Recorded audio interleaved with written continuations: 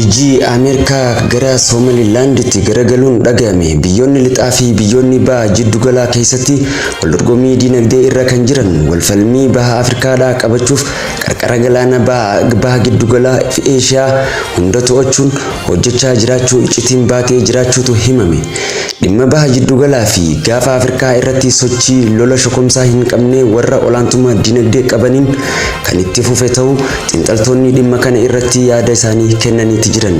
Salaamanni keenya bakkuma jirtanitti isin dhaqqabdu qophii keenya kan xiinxala gaafa Afrikaatii fi akkasumas warra olaantummaa dinagdee qaban beekamtii Soomalilaandii irratti isaan qaban qabannee isiniif dhiyaannee jirra. Dhuma qophii keenyatti nu faana turaan afeerraa keenya. Dirreen biyyoota qaxanaa gadii uuda dinagdee addunyaa fi mijaa ta'uun xaxama siyaasaa lafaa yookaan ji'oopolitiksii keessa akka galtuuf sababa ta'uun isaa dirreen biyyoota Afrikaa bakka horojoon siyaas dinagdee warra lixaa itti hiikamtu taasise. Jarraa koloniin Awurooppaa yeroo Afrikaan weeraramtuu kaasee biyyoonni baha Afrikaa qubsuma warra tokko taate osoo jirtuu addaan kukkutuun hanga yeroo as dhiyootti qandii saayinsii siyaasaa irratti hojjetamaa ta'uu kan baramedha. Biyyoonni baha Afrikaa keessatti sochii siyaasaa jaarraa 18ffaa fedhii warra lixaa galmaan ga'uuf jalqabe. Itoophiyaanis karaa har'a galaanatti isii baasu siyaasaa lafaatiin yookaan ji'oopolitiksiin hanga cancaluu Jibuutiin qaama Itoophiyaa turte Xaaliyaanitti gurguramuun Xaaliyaan ammoo Faransaayitti gurguruun hanga yeroo as dhiyootti harka Faransaay jalatan turtee fi ammas buufata waraanaa Ameerikaa dabalate Mishigiin warra biyyoota lixaa fi biyyoota Eeshiyaa ta'uun tajaajilaati jirti. Qal'inni miila laattee tan Jibuutitti dhaabbattus tarsimoo Itoophiyaa cancaluuf bara as dhiyoo TPLF fi Ameerikaa wajjin ta'uun Eertiraa qaama Itoophiyaa irraa fotteessedha. Tarsimoon siyaasaa gaafa Afrikaa akka ifii fedhan godhuuf tarsimaa'e kun Soomalee bakka sadiitti ciruun gam tokkoon Soomalee Itoophiyaa, gam tokkoon ammoo Soomalilaand, gama kaaniin ammoo Soomaliyaa godhuun bakka sadiitti addaan baasan. Soomaliyaaf beekamtii biyyummaa kennuun Soomalilaandii biyyummaa dhorkachuun hanga har'attis beekamtii biyyoota addunyaa keessaa ugguruun biyyoota tarsimoo gaafa Afrikaa irratti waliif galuu dadhabuutiin kan Soomalilaandii beekamtii isii dhabsiisa jechuun xiinxalli kun itti fufa. Soomalilaandii bara 1981tti alaabaa mataa isii dhaabbachuun waraana Ziyaad Barree jalaa bilisa kan baate hoggaa ta'u ergasiin booda sirna bulchiinsa isii diriirfachuun walduraa duubaan pirezidaantiidhaan bulaatti turte. Beekamtii biyyummaa Soomalilaandii tan mormitu Soomaliyaan kana godhuun ergama warra lixaatii ta'uu kan dubbatu xiinxaltoonni siyaasaa biyyoonni addunyaa keessatti olaantummaa dinagdee qaban tooftaa Soomalilaandii deeggaruun beekamtii biyyummaa ittiin milkeessanii akkasumas jidduu tanatti immoo buufata waraanaatii fi buufata dinagdee isaanii godhachuudhaaf socho'aa jiraachuun dhagayameeti jira. Soomalilaandiin biyya qarqara galaana diimaatti argamtuu fi teessuma lafaatiin mijaa daldalaa tan taate kun waggoota as aanan kana biyyoota fedhii daldalaa galaanaa addunyaa keessatti qaban wajjin hariiroo dippiloomaasii callisaa godhuu fi kan itti fuftee ta'uun beekameeti jira. Waa'ee beekamtii biyyummaa Soomalilaandii irratti USA'n qorannoo godhaa jiraachuu kan ifatti dhagayame ji'a as aanan kanaadha. Imaammanni USA kunis dirree tarsimooyituu gaafa Afrikaa tan taate Soomalilaandii qabachuuf kaayyoo isaanii ta'uun dhagayameeti jira. Dhimma kana irratti Hargeysaa fi Waashingtan waliin marii tan irra jirtu kan beeksise pirezidaantii Soomalilaandii Abdurrahmaan Mohammad Abdullaahi beekamtii biyyummaa addunyaa keessatti argachuuf fedhii guddaa qabna. Kana milkeessuuf ammoo eenyu wajjin illee akka hojjennu caasaa bulchiinsa keenya wajjin waliigallee jirra jechuun miidiyaa irratti kan beeksise. Waggaa lamaan dura muummichi ministeera Itoophiyaa Dr. Abiy Ahmed beekamtii biyyummaa Soomalilaandii akka argattuuf waliigaltee godhuun ajandaa miidiyaalee addunyaa ta'uu bira dabre hariiroo yeroo dheeraa kan wajjin qaban Mogadishoodhaa fi Finfinnee walitti gaarranfachiisuun yaadannoo yeroo dhiyoodhaati.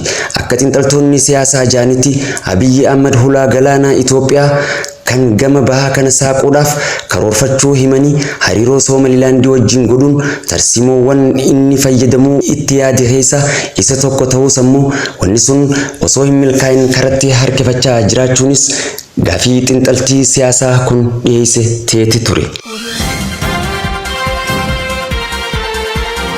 Tarsiimoon muummicha ministeeraa Itoophiyaa sun ammoo Mogadishoo wajjin wal lolchiisuun dantaa siyaasa Itoophiyaa kan kallattii bahaa sun akka sakaalamtu godhu jiru xiinxaltoonni siyaasaa kun. Wallabbiin Finfinnee fi Mogadishoo suniif jiddu seentummaan tan marii nagayaatiin deebiftee Istaanbul tarsiimoon sun baala irratti cabsuun akka turtu godhuun kan arrallee waliin ollee bulleedha. Kunis ammoo kan agarsiisu xaxamni siyaasaa lafaa ji'oopolitiks gaafa Afrikaa keessatti xaxame hagam cimaa akka ta'e kan agarsiisu jechuun xiinxalli kanaan dhiyaate ni ifoomsa. Muummichi ministeeraa Dr. Abiy Ahmed ji'ootaan dura gaafii fi deebii miidiyaa biyyattii irratti taasise irratti Itoophiyaan yoo hulaa galaanaa hin arganne biyyoonni gaafa Afrikaa nagaa hin argatan jechuun isaanii gaafii hulaa galaana Itoophiyaan gaafatte karaa nagaa yoo hin deebine kallattii Itoophiyaan dandeessuun kamittuu fayyadamuun hulaa galaanaaf irraa banna jechuu isaaniiti.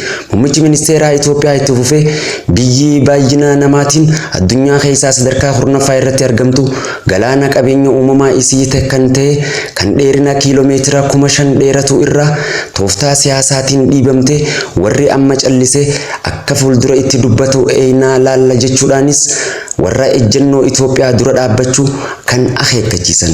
Haruma fedheen Itoophiyaan hulaa galaanaa argachuu hin dandeessu kan jiru gowwummaadhaa kan jedhe muummichi ministeeraa Itoophiyaa kun gaafii biyyoota ollaa keenyaa kan hulaa galaanaa irratti bargaafachuun Itoophiyaa iftisan yoo Itoophiyaan lafaa kaate kan tuqame warri humna qabu michoonni isaanii dubbachuun isaanii hin oolu. Gaafas ammoo gaafii har'a Itoophiyaan gaafatte kun ragaa ta'ee kan dhiyaatuu fi dura dhaabbannaan dhimma hulaa galaanaa Itoophiyaa irratti dhufuuf qolachuuf Itoophiyaan ijibbaata kamiyyuu kan gootu jechuudhaanis akeekkachiisaniiti jiran.